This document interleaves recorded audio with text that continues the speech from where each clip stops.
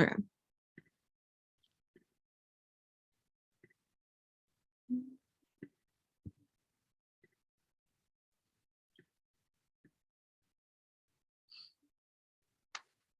Okay, welcome to today's mentorship meeting. Today we're going to be looking at curriculum content for reading, and our theme for the presentation today and like the content that we're going to look at is summer vacation and summer camp. So looking at the agenda for today and the table of contents, we're going to start off with an introduction of just like new content, reminders, the new mentorship meeting layout, things like that. And then we're going to look into how to teach reading, and then reading topics and content and stuff like that. And then we're going to finish it off with tips and resources before we go into our breakout rooms. Okay, so we have a new mentorship meeting layout. These slideshows will contain the mentorship content for tutors for every 2 weeks and will be linked to the Asian Passion Program curriculum. Mentorship meetings switch between Mondays at 8 p.m. EST and Sundays 4 p.m. EST every 2 weeks to accommodate for our tutors in different time zones. You are not required to attend both, however, attending one every 2 weeks is highly recommended.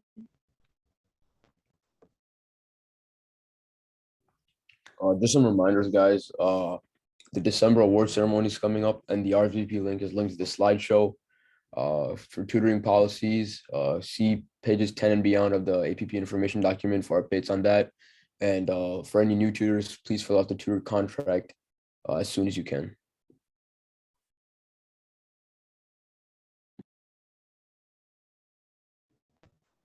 Okay, so reading based at different levels. So all tutors should categorize their tutors into the following categories and teach based on their English level. So let's say they're beginners, you can go over easy sentences and have students try translating, teach words that are shown in the sentences. And then for familiar students, students who are more familiar with the language, you can read short passages or stories with the students and allow for them to try translating and ask them questions at the end for recall. And then for the intermediate level, you can allow the students to draw connections between characters and understand what is being implied from the short passages. And then for the more advanced students, you can have them read passages on their own and then ask them for their understanding and let them identify cause and effect and main idea and then cover harder pieces of literary.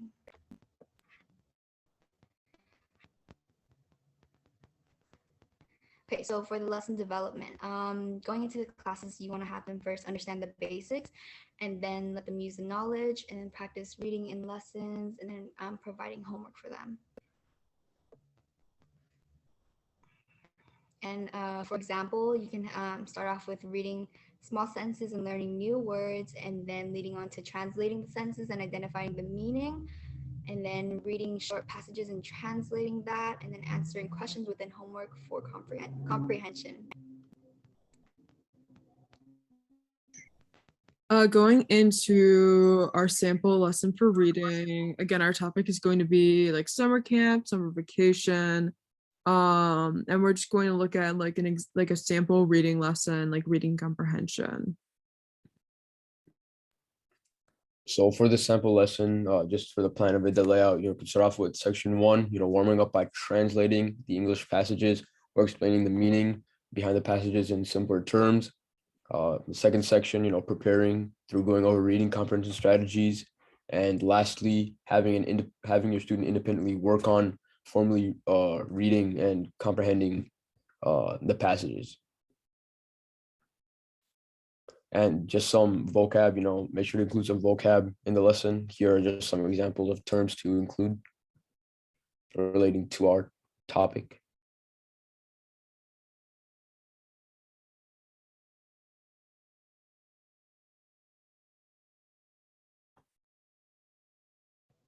Okay, so keep in mind when reading, you want to have them highlight keywords in the question that could appear in the text and indicate the answer. And then after that, you can do basically subject matching and then look for keywords and phrases in the question like where, how many, animals, basically stuff that will help you to find the answer. And then for order of questions, you can keep track of where the answers to the questions appear in the text, and the answers will usually appear in the same order of the questions.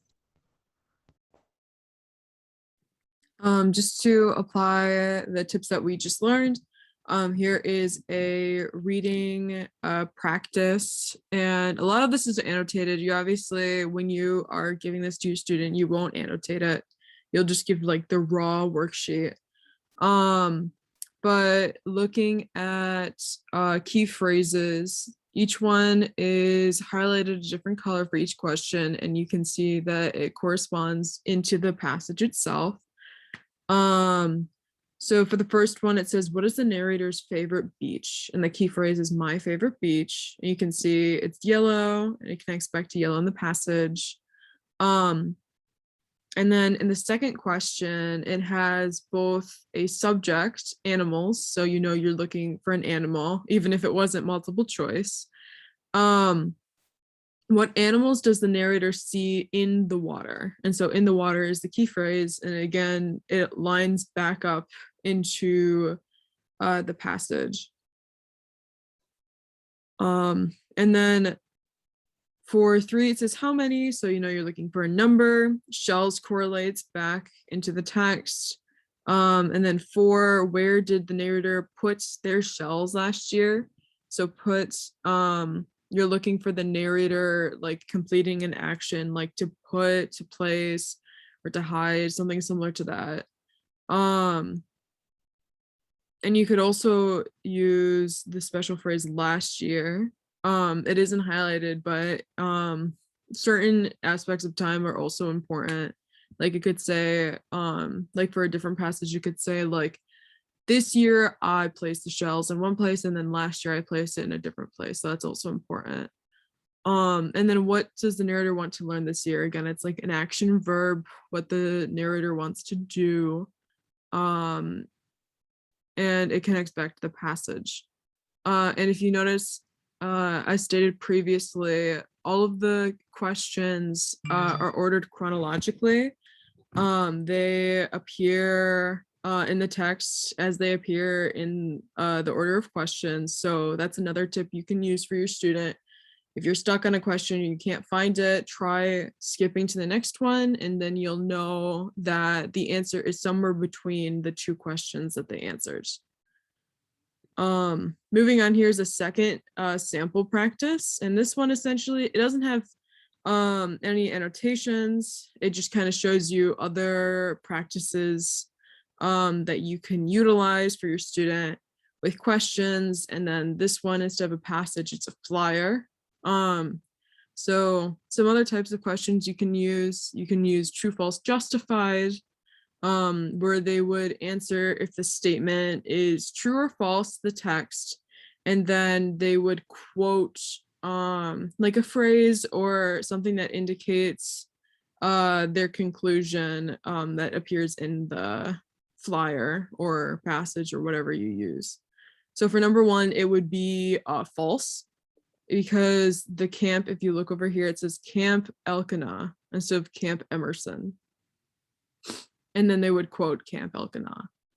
And then for 2, it says, what does the text mean by rec? I think this one is better for multiple choice since it's more English slang. So receptionist, recreational activities, recess, and your student can use like context clues to figure out which one the text is referring to. And then what term in the text means the same thing as wet. So make sure your student also knows what the vocab wet means, and then find it in the text. And like write it down for the answer. This one most likely won't be multiple choice. You can use multiple choice depending on their comprehension and their level, but I think it might be more effective if it wasn't. And then, which is the best title for the summer camp / article? Again, I don't think this question really applies much to this specific example, but a lot of times you'll give like the reading comprehension could be a news article or like an essay. Like read one that was about climate change, and it said like different, all of the titles were related to climate change, but they were about different subjects like wildlife or trees and things like that. I forget the specific ones, but yeah, they're probably better with more text-based comprehensions. And then when is the camp being hosted? This one's more basic. You're looking similar to the last reading comprehension where you're looking for a date. And you can see it says July 25th to 30th here. So along with these activities, another important thing to include is, conversation practice. Here's an example of, a method you can use to have your student do conversation practice. So, in this example, we have, images and vocabulary relating to that, and you can ask them to form sentences or questions using the pictures below and try to utilize the vocab in the process.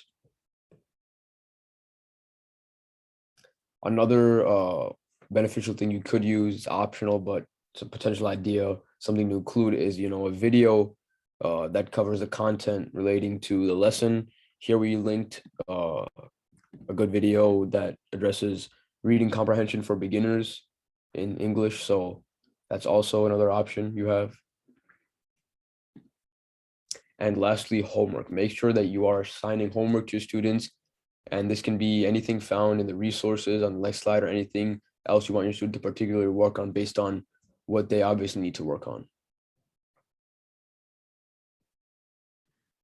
So here are some resources you can use for lesson planning, homework content, things like that. It's a little different from the last presentation we had, not like last one as in the last meeting, but the previous set of slides for content.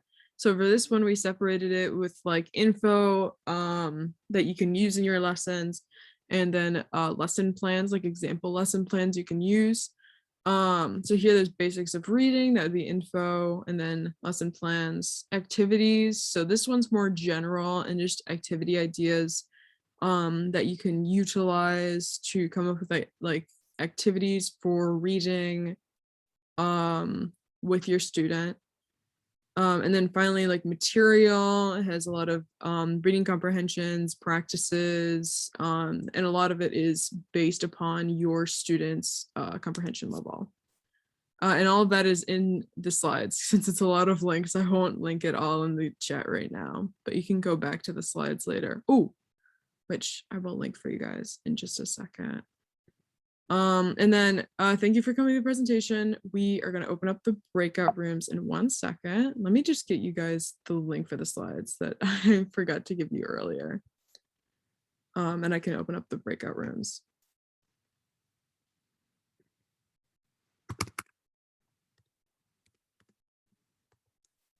Okay, there's the slides, and I will stop my share. 1 second.